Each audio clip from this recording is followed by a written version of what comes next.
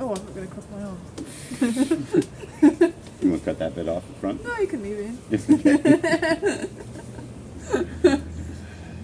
All right, so So we're on. So you set out on the trail last Tuesday, which was day 1. So what are we on now? Day 10, 8. I didn't know there was going to be math on this. Well, it's now Thursday, a week later. Yeah, So I don't know, 8 or 9 days later. yeah. And how far have you gotten down that trail, Josh?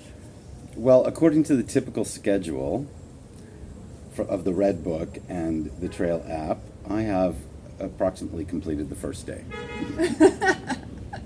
Yay! In almost 2 weeks. And why is that? Okay, well, partly it's because we started with the addition from Hermon. True. Okay, although we did Hermon with the car, but I walked from Nimrod down to Banyas. So that was your day 1, wasn't it? Because Right. also in the morning we did Nimrod Fortress, so you set off at like lunchtime. Mm-hmm. So your day 1 was Nimrod to Banyas. Day 2, you made Was it to... day 2 was a 23.5 kilometer day with going from Banyas Falls to Tel Dan, from Tel Dan to the area of Hagosharim and Beit Hillel to camp for the night. It was 23.5 kilometers. It was some serious walking. Right. Now, part of this is because not only did we do these additions, I was stopping to film at places. Mm-hmm. Okay, so that always takes more time, and we knew that going into this. But we thought I'd be much further along right now, and we did not think I would have been back home to Jerusalem twice already. No. I'll let you talk about that bit. Well, okay, so we have suffered a major disaster, or I have. Day before yesterday, I had, after coming back home to Jerusalem last weekend, just to take care of some bureaucratic things I had to take care of, check on my mother, things like that, I jumped a bus and went back up north. It's actually 2-3 buses, so it's about a 4-hour trip back up to rejoin the trail. I spent my first night with some trail angels, really lovely guys at Kibbutz Kfar Giladi. Woke up the next morning bright and early to get a start. There's a very important historical cemetery and war memorial at Kfar Giladi in the Kibbutz's cemetery. The first thing that happened is, even before I left the Trail Angels place, is that I was trying to do a quick little update video, and I couldn't film, and when I managed to film, I couldn't post the video, and I figured out because the storage on my phone was completely full. I did not know this was something I had to be concerned about, because I know nothing about technology. So I had to spend a while, an hour and a half or so, trying to remove unused apps, delete old videos and photos to clear up space. And it seemed like no matter how much I did, it just still wasn't working. So this really took a while. And finally, I sort of got it figured out, and I made the less than 10-minute walk from the Angel's apartment to the cemetery, and started to film and do a little virtual tour around there. Mm-hmm. And again, I ran into this problem with storage, which is at which point I called you to have a temper tantrum. And I was saying, I don't know what you want me to do about it. I can't delete your phone. Well, I wasn't looking for solutions. I just I wanted to know. kvetch to You somebody. just wanted to So, share in your... Now, when I got to the entrance to the cemetery, I dropped my pack right at the entrance, right outside. And because I was using the solar charger to charge my power bank, I wanted it in full sunlight. And the inside of the cemetery is very shady. There's a lot of trees. And so I left it out there. Now, here's the disaster that I mentioned before. After having some more problems clearing up space on my phone and then doing the filming, and I shot what I thought was a pretty good video, which I will post to YouTube fairly quickly. I came back out and my pack was gone. It had been stolen. Now, I should say a few things for those people who don't know Israel. We have very, very low incident of theft of this nature in Israel. It almost never happens. Now, there's a few places where you need to be concerned about it. At the free beaches on the Dead Sea is a place where famously cars get broken into and people's stuff gets stolen off the beach. Beaches in Tel Aviv, things can get snatched off the beach. But this doesn't happen a lot. That being said, I'm usually extremely careful. I'm an experienced traveler. I've traveled all over the world, and I've traveled in a lot of really high crime places in the Caribbean, in Mexico, in Africa, in parts of Europe, parts of America. And I'm usually extremely careful about this. In a town, I would never walk away and leave my bag unattended. Also in Israel, if you leave a bag or a package unattended, very likely somebody will report it as what's called a chafetz hashut, a suspicious object, and they'll call it the bomb squad. And if they don't find you and you tell them that it's your bag, they're likely to blow it up just to make sure it doesn't have a bomb in it. But at the entrance to the Kfar Giladi cemetery, I thought this was the last place in the world where I had to worry about theft.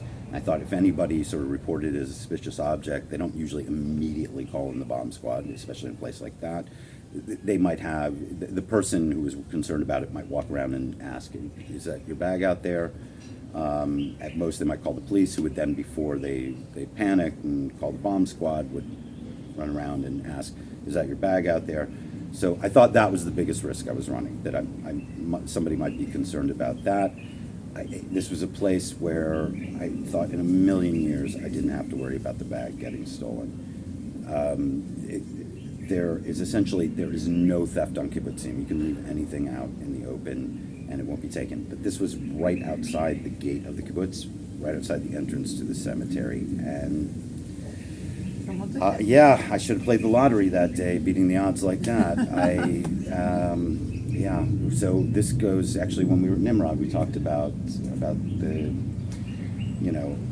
overconfidence factor in doing dangerous stuff. I never do this, but this place just felt like there was no chance in a million years anybody would snatch a 20-kilo backpack and run off with it. And I don't think anybody ran off with it. I think somebody drove up in a car, saw it, threw it in the car, and drove off with it. And unfortunately, there were no cameras pointing at the entrance to the cemetery. And I went down to the closest town, about 10 minutes away, Kiryat Shmona, to the police station and filed a police report. The kibbutz angels put me in touch with a police officer who actually lives on the kibbutz, and he checked with the head of kibbutz security about checking the camera, but they really couldn't see anything. So unless a miracle happens and somehow the bag comes back to me, I lost my brand new backpack, my sleeping bag, my air mattress, my tent, all the clothes that were in it. Fortunately, I had my wallet on me, so I didn't lose my credit cards or my ID. I had the phone and the gimbal because I was filming, so we didn't lose that. And I didn't have the drone with me yet because I didn't want to wait until I knew a bit better about how to use it. So two of the most important things, or three: the phone, the gimbal, and the drone. We still have. And your boots you were wearing. I had the clothes on my back. So I had a pair of shorts, a but t-shirt, the boots are an and the expensive boots. thing. And the boots. You know. So So I mean, in total, we've spent sort of close on 10,000 shekels, and I think about, I don't know. I think 1,500 was gone, something like that. It's not like the whole. I think somewhere between 3,000 and 4,000 How much? shekels. So about $1,000 or a little bit more. Right. With all the clothes, the camp stove, all the Yeah. all the charging cords for all the That's true. devices. The powered bank. Yeah, and all the little stuff adds up too. Yeah. All my toiletries, my little camp pot, and the food I had in it, and everything. So it's like It's a setback. it's a very bad setback. Well, I think mostly it was an emotional setback because stuff can be replaced ultimately. Yeah. And I know we haven't got a lot of money, and it's a pain that we have to now find that, but more it was like the emotional blow of you were just getting going, you had just figured out, getting more comfortable with the filming, you were just getting more comfortable with the editing, and you were like, right, now I'm on to the next. Yeah, I'd signing. had all this stress that morning. I really wanted to get a really early start. And I was supposed to spend that night sleeping in a 12th century Crusader fortress. I thought that would make an amazing video. And the next day I had one of the most beautiful walks of the whole trail planned, and I was going to spend the night at a first century BC pagan temple. And it wasn't just that. I had all this stress in the morning about trying to figure out getting this storage space on my phone, and I was just starting to get a little bit better at cutting the videos together. And because of the first few days hike, I figured out some weight that I could get rid of, so the pack was a little bit lighter, and I had it balanced better, and everything, despite the early stress with the technology, everything was just going great. And then it was like walking into a plate glass door. It was like, Right. it was like getting just kicked in the teeth. And so I could have spent another night with the Trail Angels. They offered that to me. Thanks, Dan and Amit, if you're watching this.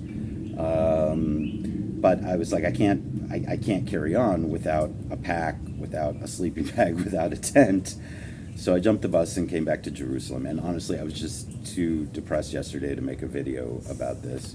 But I've been thinking about it since. So this happened right after, by the way. So you'll see in the other video, the biggest monument at that cemetery is what's called the Roaring Lion Monument, which is to commemorate the deaths of 8 early Jewish settlers and defenders of settlements in the north in 1920, including the famous Joseph Trumpeldor. But in 2006, there was another bad tragedy right at that spot. They were using the parking lot of the cemetery as a rally point for soldiers going up to fight in the Second Lebanon War. And a bunch of soldiers, reservists, Milwimnikim, were there waiting for their buses to be transported up to the border, only a few kilometers away, when a Katyusha rocket came in and killed 12 of them. And my pack was sitting, actually right next to that memorial. So it's a bad luck spot, is what you're saying? No, what I'm saying is, I'm standing in front of a memorial to 12 soldiers, and these are Milwimnikim. So 12 sons, brothers. Milwimnikim means they're a bit older usually. So probably some of them were husbands and even fathers. And I thought about everything they lost and their loved ones lost, and what did I lose? About $1,000 worth of gear. And it's a bad setback for the trail, but it's also a learning experience. It's also a good message to impart to the viewers, because this really is a place where concern about theft should not be high, but you can't take that for granted, ever. And I did. But also, what did I really lose as compared to these guys who lost their lives and their loved ones who lost them? I got to keep it in perspective. But it is setting us back a few days. A few days, yeah. So what next? Well, what is your plan? We have to find some replacement gear. I'm going to take the time while we're doing that to try and cut together some more videos, which is a lot easier from home than on the trail. May be able to do a couple interviews with people here in Jerusalem that I didn't get a chance to do before I left.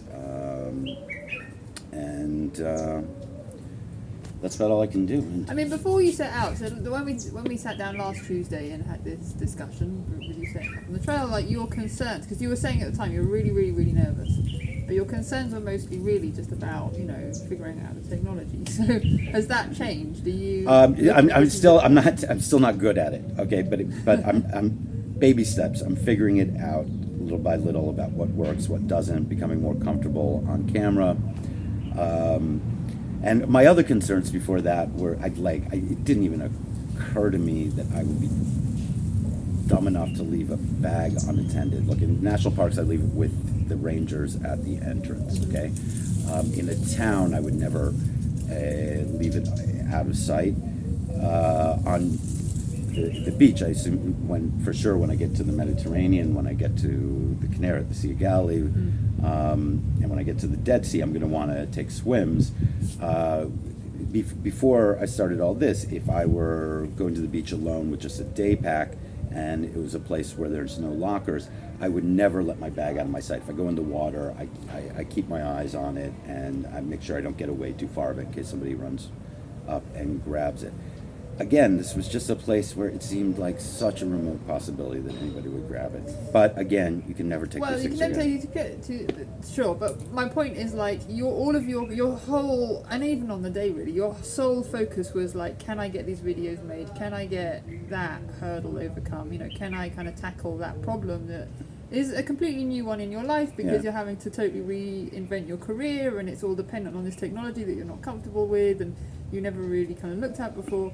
And so what I'm saying is like, has your focus now shifted into like, okay, that's one problem, but actually the trek itself is going to be perhaps more problematic than I'd anticipated. No, not really. Okay. Not really. I mean, I'm still worried I might Break a leg or- break a leg Yeah. or something like that.